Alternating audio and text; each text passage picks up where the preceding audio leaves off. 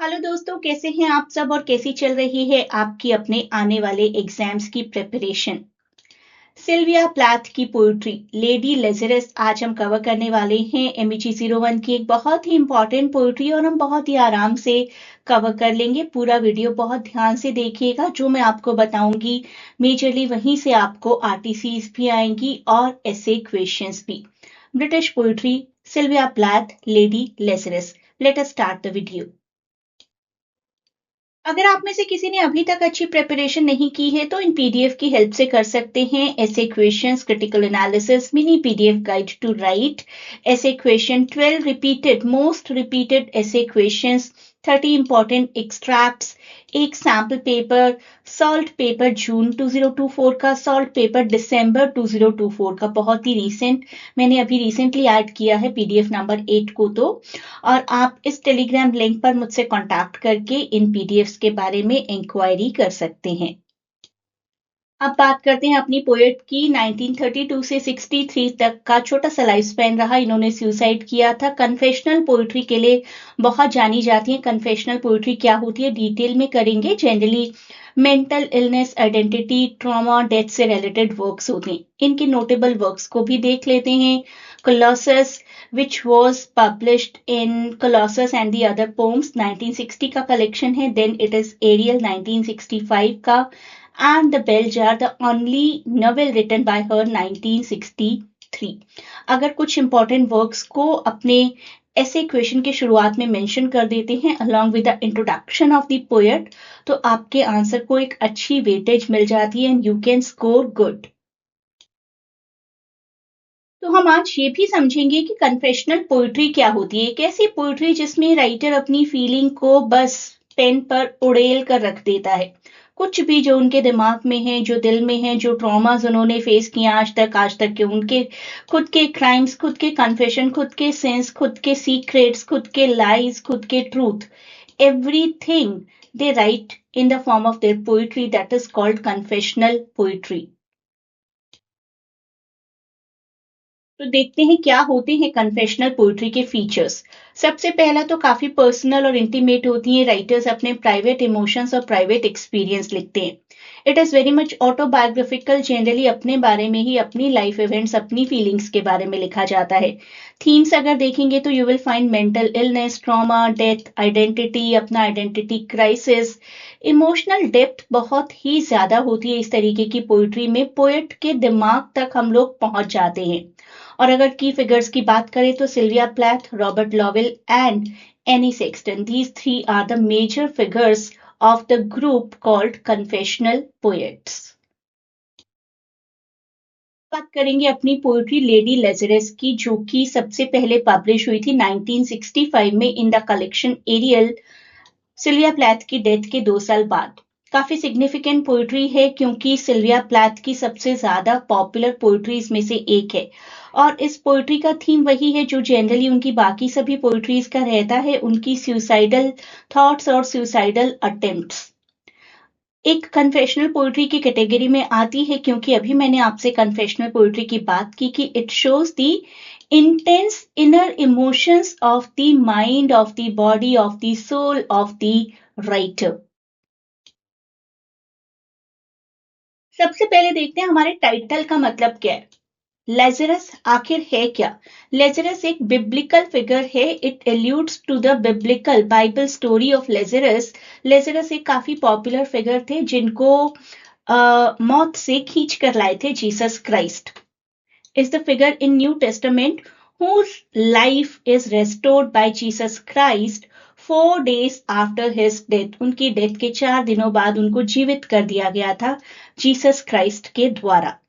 तो उन्हीं लेजरस कैरेक्टर से इंप्रेस होकर अपने आप को सिल्विया प्लैथ ने नाम दिया है lady लेजरस।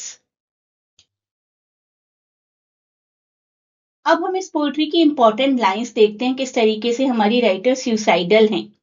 She says, I have done it again. 1 year in every 10.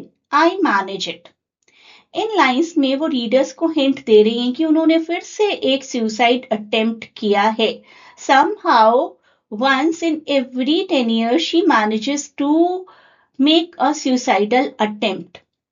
She makes it like something she has achieved. मैंने कुछ बहुत बड़ा अचीव किया है, कुछ कंट्रोल किया है अपनी लाइफ में, एंड मैं डेथ की तरफ जाने की कोशिश करती हूँ, लेकिन देखिए मेरी पावर को, कैसे मैं बार बार जिंदा बच जाती हूँ। शी हैज पावर, ताकत over her own life and her own death. अब कुछ और लाइंस को भी समझते हैं, लेकिन उससे पहले मैं प्लैथ जी के बारे में कुछ बात करना चाहूंगी आपसे। सिल्विया प्लैथ जो कि अपनी स्ट्रगल्स के लिए तो पॉपुलर हैं ही, अपनी इल मेंटल हेल्थ के लिए पॉपुलर हैं ही। कहा जाता है कि उन्होंने सबसे पहले सुसाइड अटेम्प्ट किया था ऑफिशियल, ऑल्दो वो कहती हैं कि हर 10 साल में एक बार करती हैं। 1953 में कहा जाता है कि उन्होंने स्लीपिंग पिल्स की ओवरडोज ली थी। फिर 1962 में एक और अटेम्प्ट किया था, अपनी कार को उन्होंने एक रिवर के बहुत पास पार्क कर दिया था, and she said to everyone कि उन्होंने सुसाइड करने की कोशिश की थी। तो स्लीपिंग पिल के साथ कार को अपनी रिवर एज के बहुत पास ले जाकर she attempted suicide, but she did not earlier. Final successful जो अटेम्प्ट था वो उनका 1963 का था। She inhaled gas from an oven. अब इन लाइंस को देखते हैं। Nevertheless, I am the same identical women. The first time it happened, I was 10. It was an accident. तो इन लाइंस में वो हमें कह रही हैं कि उनमें एक कैपेसिटी है लाइफ को डेथ की तरफ ले जाकर वापस लाइफ की तरफ आ पाने की। मैं वही इंसान हूं जो बार बार सुसाइड करने की कोशिश करती रहती है, और जब मैंने फर्स्ट टाइम किया तब मैं सिर्फ 10 साल की थी, और उस time it was an accident. और उसके बाद 53 और 62 में उनके डेलिब्रेट अटेम्प्ट्स रही ही हैं, जिनकी मैंने अभी बात की आपसे। जब आप मूवी देखने जाते हैं तो do you enjoy with popcorn? Yes, हम सभी करते हैं। तो वो कह रही हैं कि जब मुझे मेरे दुखों को ये सभी रीडर्स पढ़ेंगे ना, एक पोएट्री की फॉर्म में एक बुक खरीद कर मेरी पोएट्री की बुक पढ़ेंगे, और they will enjoy it a lot कि oh my God, Sylvia Plath की लाइफ में कितने ट्रॉमास थे, कितनी ट्रबल थी। दे विल एंजॉय बहुत सी जगमगाहट के साथ, मिलियन फिलामेंट्स के साथ, पीनट्स क्रंच करते हुए पूरे क्राउड को बहुत मजा आएगा मेरे सारे दुख देखने में, मेरे सारे स्कार्स देखने में, which is a human nature कि हम किसी और के दुख देखकर बड़े ही खुश होते हैं। तो that human nature she is depicting in these lines. So she is describing all the readers as a large crowd eager to see her scars, her trouble, her pain, her trauma. The phrase million filament जो मैंने यहाँ पर लिखा poetry में भी है, flashing light, camera flashes, इस तरीके की चीजों को फिलामेंट बोला जाता है। तो क्राउड जो होगा ना, वो पीनट क्रंच करते हुए, मंचिंग करते हुए उनकी लाइफ के बारे में पढ़ेगा, और उनका तो बस पैसा वसूल हो जाएगा सिल्विया प्लैथ की पोइट्री को पढ़ने के बाद। इसके बाद वो क्या कहती हैं? कहती हैं कि मरना भी सबके बस की बात नहीं है। Dying is an art like everything else. जैसे आप स्टेज पर परफॉर्म करते हो, वैसे मैं अपनी रियल लाइफ में परफॉर्म करती हूँ। देखो कितनी रिहर्सल्स की हैं मैंने मरने के लिए, और एक दिन मैं मरकर दिखाऊंगी, और उन्होंने वो दिखाया भी। In these lines, the speaker says that dying is an art, is a skill, just like any other skill of performing. Performing something, writing a poetry is an art, painting something is an art, performing in a play as an actor is an art. उसी तरीके से मरना भी एक कला है। She takes pride in how well she does it. कितने अच्छे से परफॉर्म करती हैं, कितनी रिहर्सल्स करती हैं, बार बार मरने की कोशिश करती हैं, बार बार अपनी लाइफ में वापस आ जाती हैं। तो किसी ना किसी दिन तो आएगी परफेक्शन, और सारी दुनिया जान जाएगी उस परफेक्शन को। और देखिए हम ये पोइट्री सिल्विया प्लैथ को as a confessional poet, as a poet जिन्होंने अपनी लाइफ में सुसाइड किया था, उसी एलिमेंट को ध्यान में रखते हुए पढ़ रहे हैं ना, तो दैट मीन्स कि वो अपनी परफॉर्मेंस में सक्सेसफुल रही। अब आने वाली जो लाइंस है ना, उसमें वो अपने रीडर से बात कर रही हैं। रीडर से बात करते हुए वो क्या कहती हैं? I am your opus. Opus आप सिंपल लैंग्वेज में कह सकते हैं पैसा वसूल। मैं आप सबके लिए एक मास्टरपीस, वैल्यूएबल क्रिएशन बन जाऊंगी। जब कोई बहुत बड़ा सेलिब्रिटी की अर्ली डेथ हो जाती है, स्पेसिफिकली सुसाइड से, even if we are not the fan, तब भी हम जानने की कोशिश करते हैं, न्यूज चैनल्स देखते हैं, न्यूज रीड करने की कोशिश करते हैं, क्या हुआ क्या हुआ क्या हुआ। हमें बड़ा ही इंटरेस्ट आता है किसी के ट्रॉमास में। That is the human nature.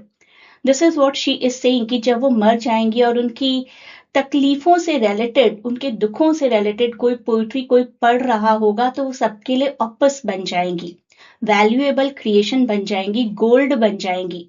तो शी इज सेइंग कि I am your opus, I am your valuable, the pure gold baby. किस तरीके से वो अपने रीडर्स को टॉन्ट कर रही हैं कि अगर मेरा लिखा कुछ पढ़ोगे ना, that will be the prized possession for you. तुम्हारा पैसा जो तुमने इन्वेस्ट किया होगा मेरी पोइट्री की किताब को खरीद कर उसको पढ़ने में, बहुत अच्छे से तुम्हें फील होगा कि सही इन्वेस्टमेंट हुई है, क्योंकि बहुत अच्छे से तुम्हें मेरे दुख जानने को मिलेंगे।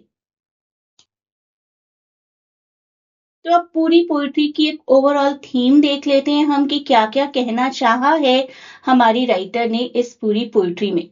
स्पीकर सबसे पहले रेसरेक्शन की बात करती हैं कि डेथ और लाइफ एक दूसरे से जुड़े हुए हैं। मरकर वापस आना पॉसिबल अगर कहा जा सकता है, रेसरेक्शन पॉसिबल कहा जा सकता है, तो उन्होंने ये किया है। कई बार वो मरकर वापस आई हैं। She compares her return to life as a performance. तो मरने को वो एक कला मानती हैं जो कि रीडर्स की अटेंशन को अट्रैक्ट करता है। किसी की भी सफरिंग, किसी का सर्वाइवल हमेशा आसपास के लोगों को अट्रैक्ट करता है, इसीलिए वो डेथ को एक आर्ट की तरह देखती हैं। आर्ट की तरह इसलिए क्योंकि दूसरों के मनोरंजन का साधन बनता है, एंटरटेनमेंट का सोर्स बनता है, और अपने आसपास की दुनिया से वो डेथ के थ्रू ही लड़ रही है। सब कुछ छोड़कर जाना सबके बस की बात नहीं होती है ना। कितनी सारी प्रॉब्लम सबकी लाइफ में होती हैं, और लाइफ में कम से कम एक बार सबने सोचा होता है कि काश ये सब छोड़ दूं मैं। I do not want to do all these things, exams की प्रिपरेशन या फिर लाइफ के और ही अपने ही प्रॉब्लम्स, सोसाइटल एक्सपेक्टेशंस के अकॉर्डिंग चलना। तो सोसाइटल एक्सपेक्टेशंस के अकॉर्डिंग ना चलना, सबसे हटकर कुछ करना, और या फिर अपने आप को मारने की कोशिश ही करना, अपने आप में एक रिबेल है कि नहीं। तो उनकी जो सेविंग हो जाती है, बार बार वो बचकर वापस आ जाती है, वो सिंबलाइज करता है कि वो बार बार रेजिस्ट करने की कोशिश करती हैं, अपनी लाइफ को कंट्रोल करने की और ट्रांसफॉर्म करने की पूरी कोशिश कर रही है, लेकिन ultimately she gives up and she committed suicide. आप लोग लाइव क्लासेस भी ज्वाइन कर सकते हैं। क्लासेस के लिए इंक्वायर करने का लिंक मैं आपको डिस्क्रिप्शन में प्रोवाइड कर दूंगी। A great good luck for your exams. Exams के बाद मुझे मेरे किसी भी वीडियो के कमेंट में प्लीज बताइएगा कि आपका एग्जाम कैसा हुआ।